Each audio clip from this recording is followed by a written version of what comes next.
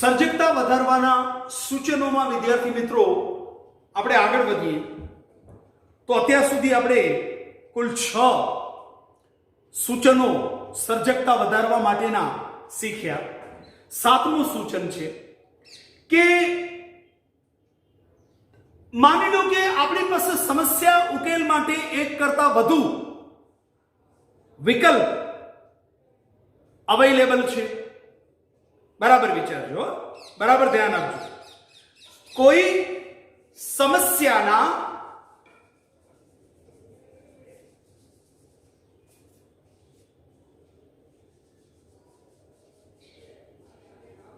ઉકેલ માટે સપોઝ વિદ્યાર્થી મિત્રો આપણી સમક્ષ એક સમસ્યા છે કે હવે પરીક્ષા વાર્ષિક પરીક્ષા બહુ નજીક છે અને ઘણું બધું પ્રિપેર કરવાનું બાકી છે. એવી પરિસ્થિતિમાં જે અગત્યના વિષયો છે એમાં જ પ્રિપેરેશન વધુ પડતું બાકી છે. તો સપોઝ એ પ્રિપેરેશન માટેના તમારી પાસે એક કરતા વધુ વિકલ્પો અવેલેબલ છે.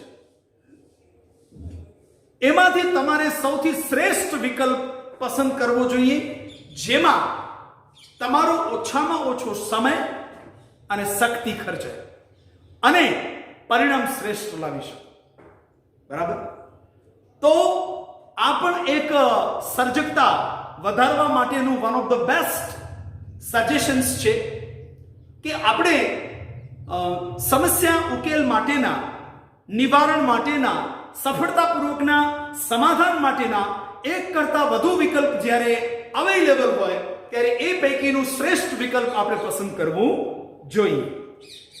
ત્યાર પછી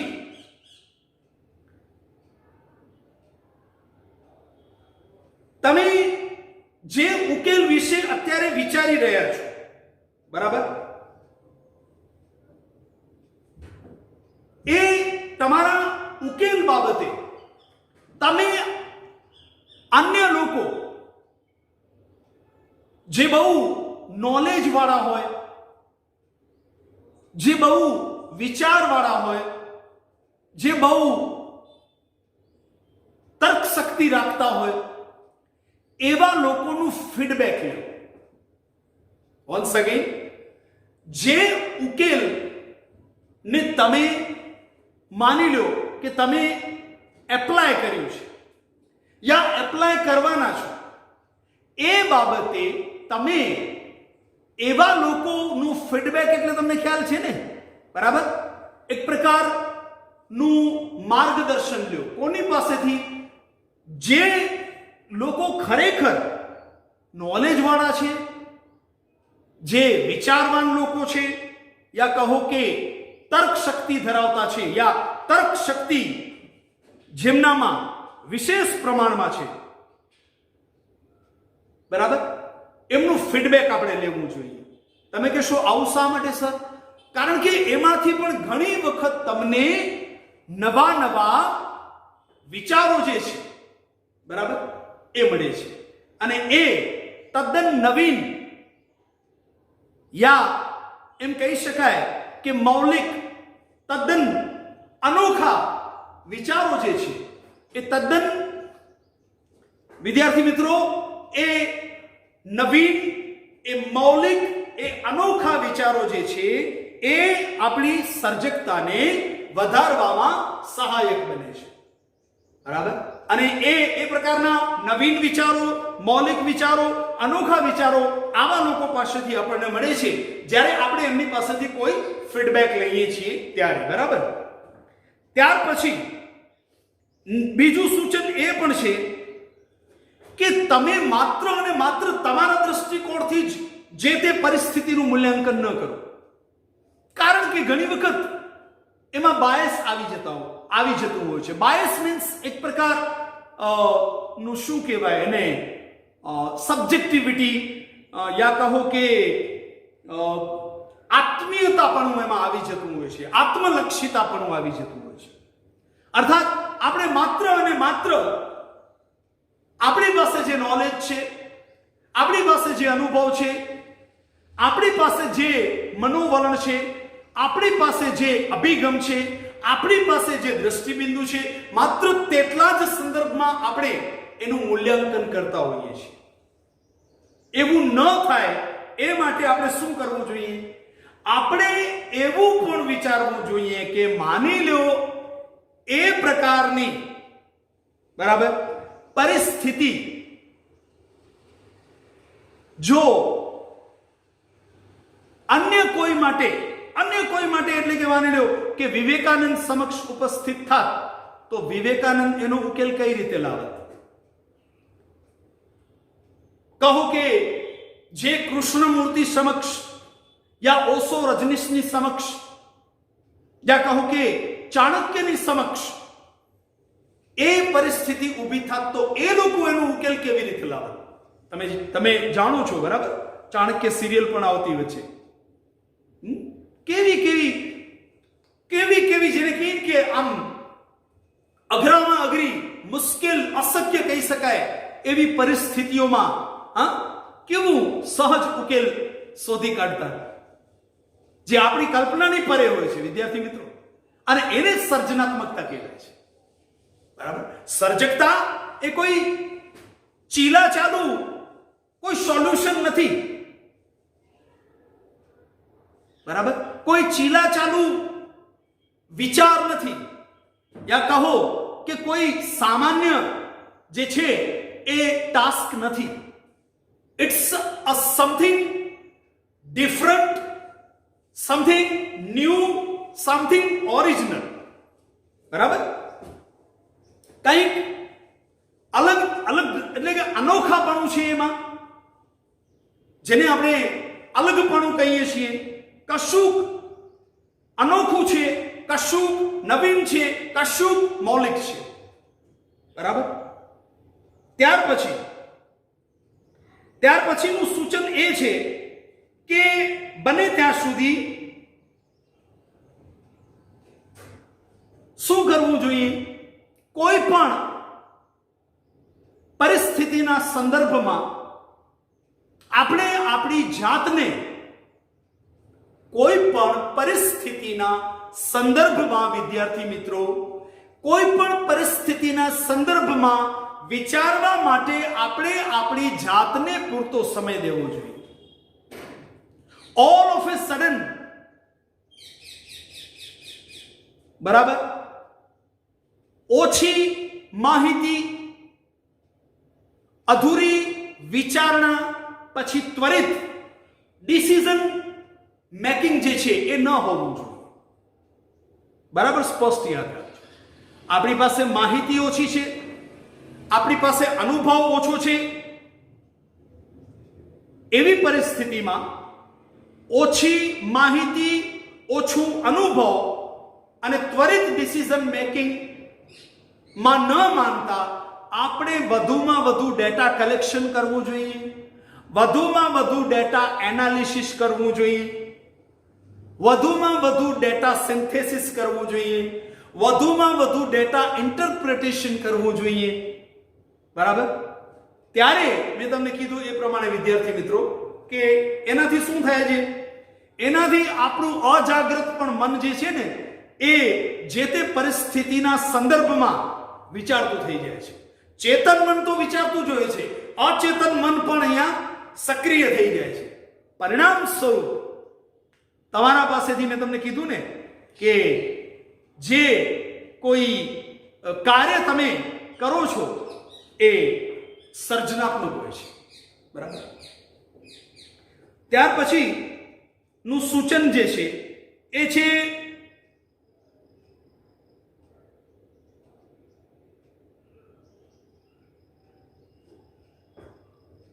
ઘણી વખત આપણા વિચારો જે છે એ વૃક્ષની ડાળીઓની માફક ઝુમખામાં હોય છે.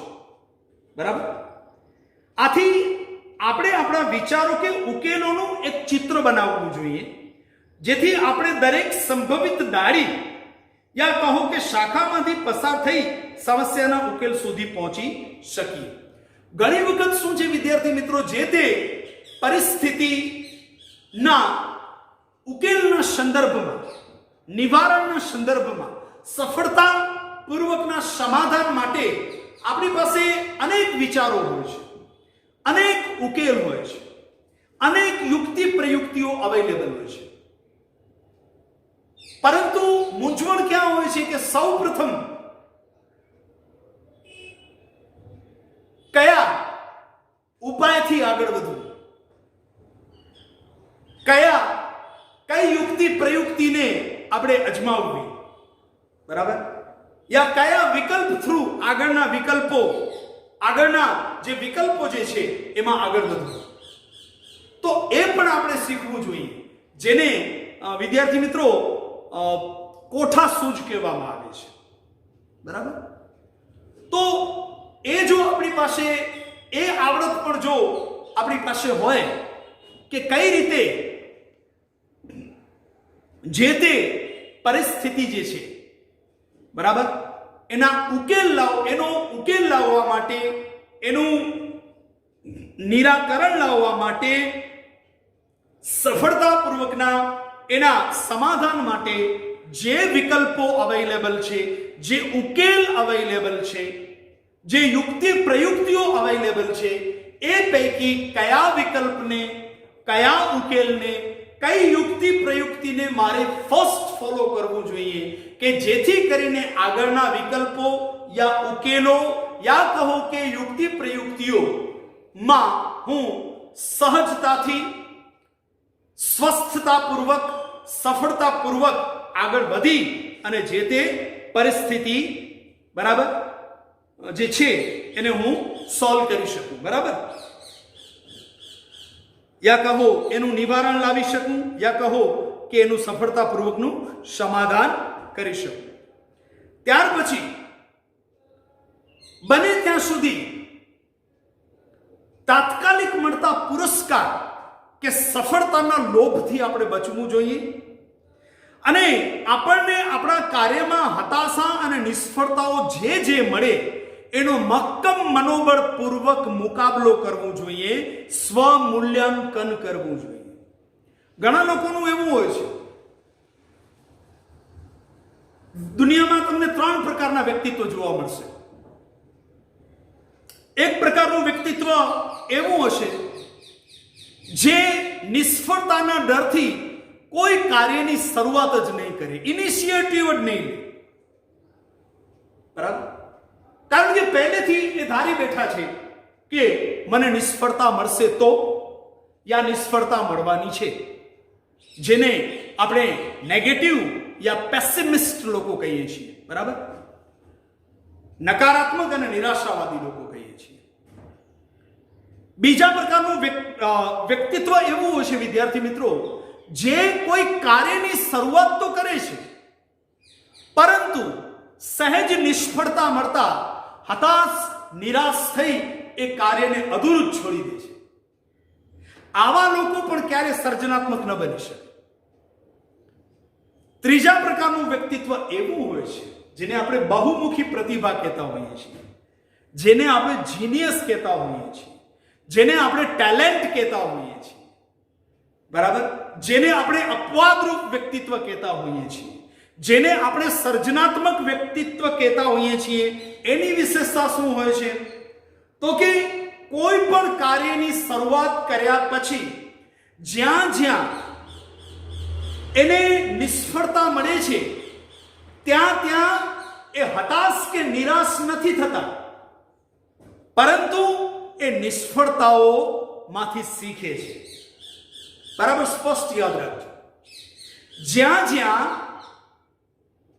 આ પ્રકારનું વ્યક્તિત્વ જે છે એ કોઈ પણ વિદ્યાર્થી મિત્રો કોઈ પણ કાર્યની શરૂઆત કરી દીધા પછી અનટુ ધ લાસ્ટ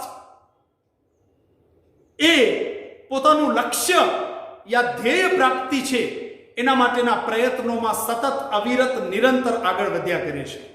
અને જ્યાં કોઈ પણ પ્રકારની નિષ્ફળતા મળે છે તો વિદ્યાર્થી મિત્રો એ લોકો હતાશ, નિરાશ બિલકુલ નથી થતા.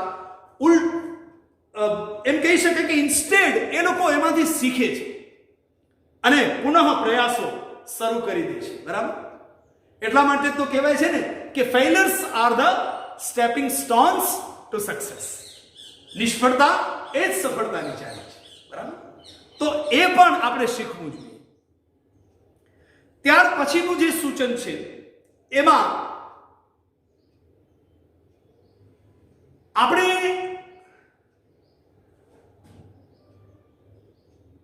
કારણ અને અસર વિશે વિચારવું જોઈએ, કલ્પના કરવી જોઈએ. જે બાબત ક્યારે નથી બની તેના વિશે પણ વિચારો. જે કોઈ બાબત અત્યાર સુધી, બરાબર, જે કોઈ પણ બાબત વિદ્યાર્થી મિત્રો ક્યારે નથી બની તેના વિશે પણ વિચારો.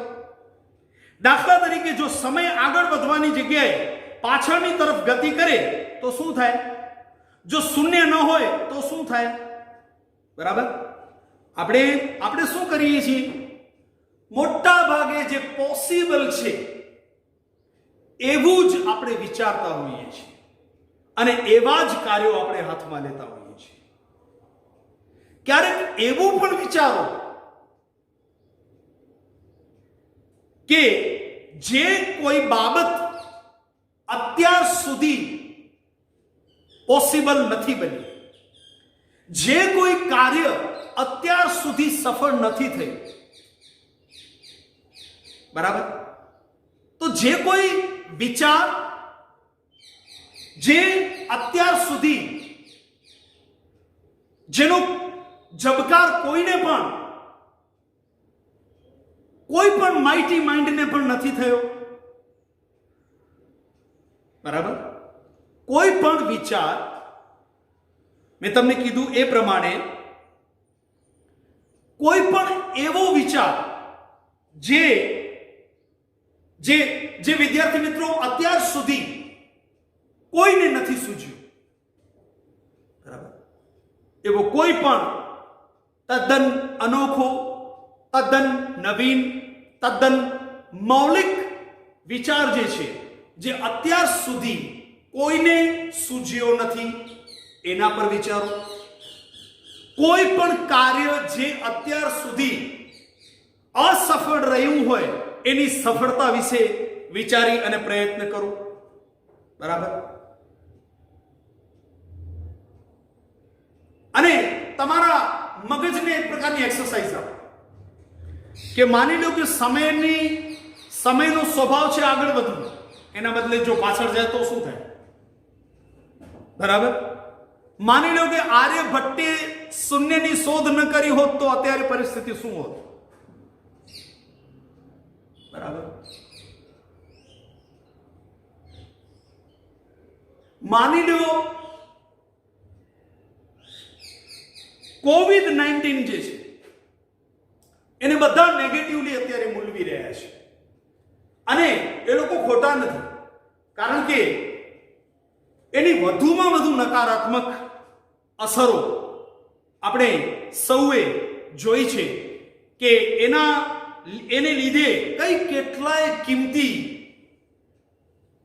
કેટલાય લોકોએ કિંમતી જીવન ગુમાવ્યા, કેટલાય રાષ્ટ્રો આર્થિક રીતે, માનસિક રીતે તૂટી પડ્યા છે, સાંસ્કૃતિક રીતે તૂટી પડ્યા છે.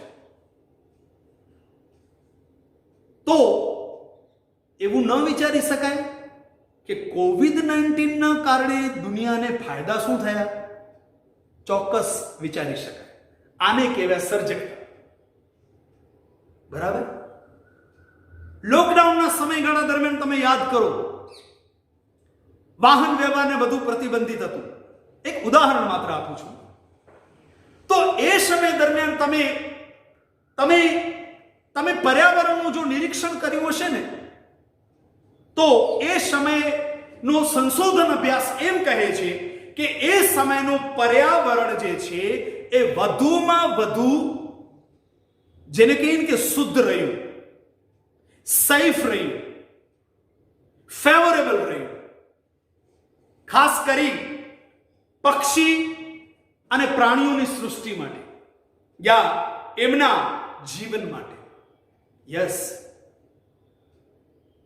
અને પ્રદૂષણ ઓછામાં ઓછું જોવા મળ્યું, જેની પર્યાવરણ પર સકારાત્મક અસરો થઈ. વિદ્યાર્થી મિત્રો, બરાબર, આ એક ઉદાહરણ માત્ર છે.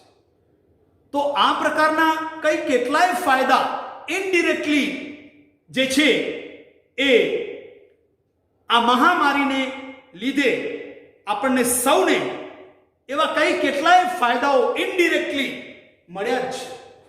જો ને તમે સૌ વિદ્યાર્થીઓ તમારા ઉપરથી વિચાર કરો. બરાબર, સ્કૂલમાં તો કે વેકેશન, હસવું આવતું હશે તમને. બરાબર, પછી નોટો બનાવવાની કોઈ મગજમારી નહીં. અચ્છા, પરીક્ષા ઘરે આપવાની ગાઈડ ખુલ્લી રાખીને. બરાબર, જુઓ કેટલા ફાયદા. આવો જ ફાયદો તમને એન્યુઅલ એક્ઝામિનેશનમાં મળી જશે. બરાબર, પણ આ તો જસ્ટ હું એક જેને કહીએ કે સેટાયરિકલ ટોનમાં કહું છું. આપણને એવા શોર્ટકટ્સ થી આગળ નથી વધવું. બરાબર, આપણે સખત પરિશ્રમથી જ આગળ વધવાનું છે. બરાબર, ત્યાર પછી ના સૂચનમાં આપણે એમ કહી શકીએ વિદ્યાર્થી મિત્રો કે આપણે બચાવ પ્રયુક્તિઓનો ઉપયોગ ન કરવો જોઈએ.